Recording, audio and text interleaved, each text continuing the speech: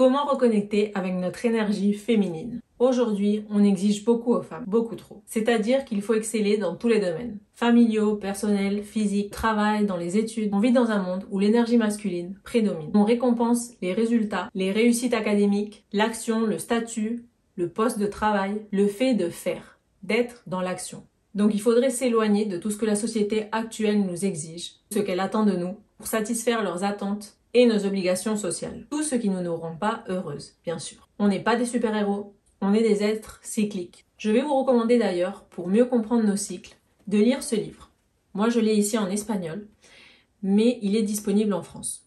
Je vous mettrai le titre ou le lien en barre d'infos. C'est un livre qui décrit nos cycles, qui nous aide à les comprendre et à les accepter. La société nous a forcés à ignorer notre nature cyclique et nous exige de nous comporter comme un être linéaire et stable, comme si nos émotions et tout dans notre corps ne changeaient pas tout au long du mois.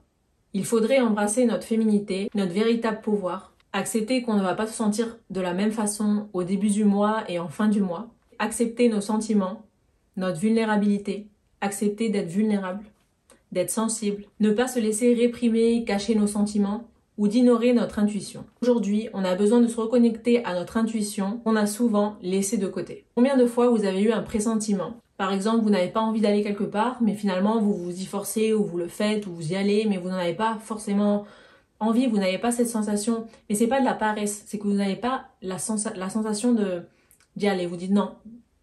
Et finalement, vous y allez quand même, ou vous faites ce que vous deviez faire. Et au final, c'est pas comme ça devait être. Parce qu'en fait, votre intuition était en train de vous dire que ce n'était pas le bon moment pour faire ça ou pour aller à cet endroit. Et finalement, vous l'avez ignoré et vous avez forcé la situation. Cette société aimerait qu'on soit plus masculine, plus stable, qu'on réprime nos sentiments, notre instinct naturel, notre véritable pouvoir. Mais on est naturellement différent. Se reconnecter à notre énergie féminine, ça passe aussi par se reconnecter à notre plaisir.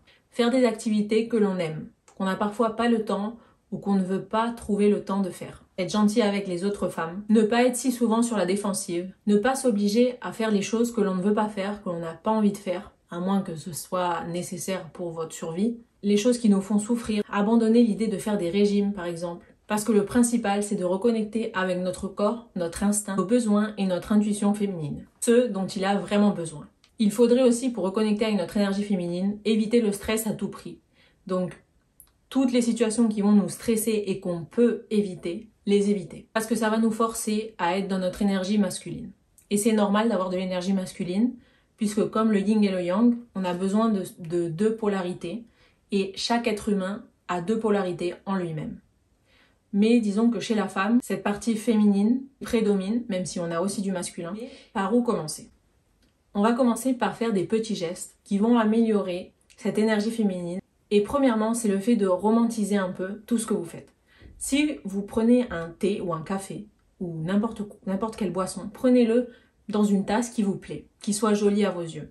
C'est pas la peine que ce soit une tasse super chère, mais quelque chose qui vous plaît et qui vous fait plaisir, que vous aimez utiliser. Ça passe aussi par les fleurs, la décoration, l'ambiance, les bougies. Si vous allez lire un peu le soir ou voir un film, allumez des bougies qui sentent bon, qui vous plaisent. Décorez votre maison d'une façon qui vous plaise, qui vous permette d'être en paix, en harmonie avec vous-même. Et par exemple, de mettre plus de fleurs dans une maison, ça peut aider. Et vous pouvez aussi utiliser les pierres, comme par exemple le quartz rose, pour méditer et absorber leur énergie. Deuxièmement, c'est d'avoir des affirmations positives, c'est-à-dire de se parler qu'en bien de soi-même. Ça demande des efforts, parce qu'on se dit souvent des choses qui ne sont pas belles à nous-mêmes. En fait, on est le plus méchant avec nous-mêmes, plus qu'avec les autres. Mais il faut apprendre à être gentil avec soi-même, à se dire des choses positives. Il faut contrôler ses pensées. Et par exemple, la méditation peut aider. Même 5-10 minutes de méditation, ça peut vraiment aider. Ça passe aussi par prendre soin de soi, de se coiffer, passer un peu plus de temps à faire sa routine skincare par exemple. Et aussi de reconnecter avec son corps par des mouvements, par exemple de la danse, du yoga, de se balader dans la nature et d'apprendre à recevoir de l'aide, de l'attention, des compliments.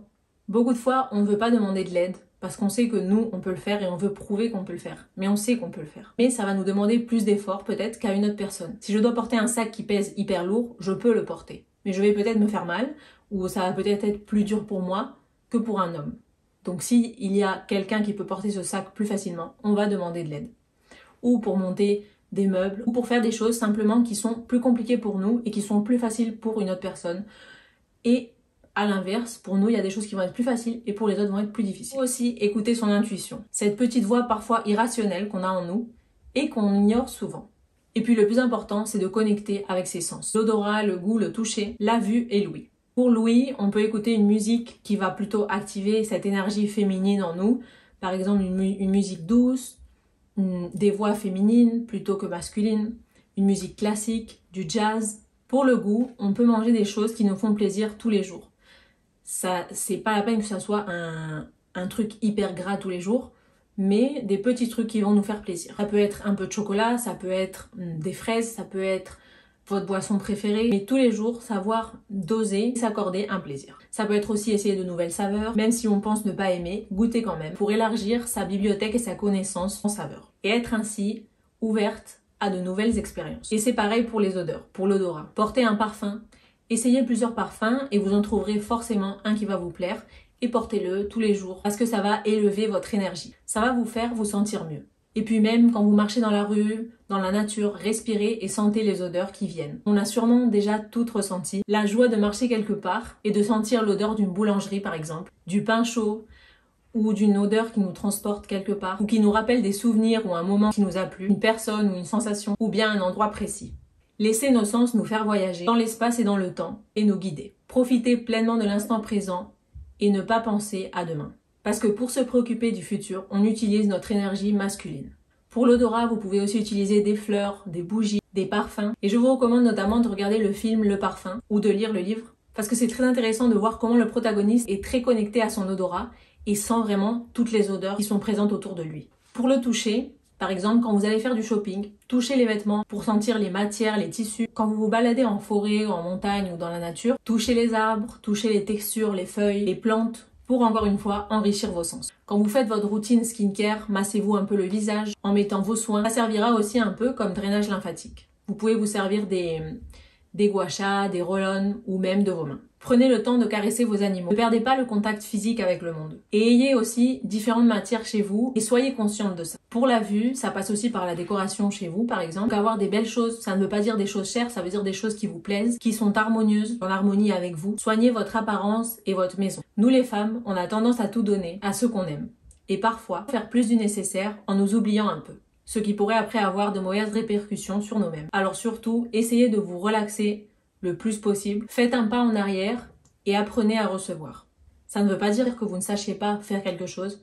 Ça veut juste dire que ça vous demande beaucoup plus d'efforts, peut-être qu'à une autre personne. Et ne jamais oublier qu'on est des êtres créatifs et cycliques. Et le plus important, l'énergie féminine ne poursuit pas, elle attire.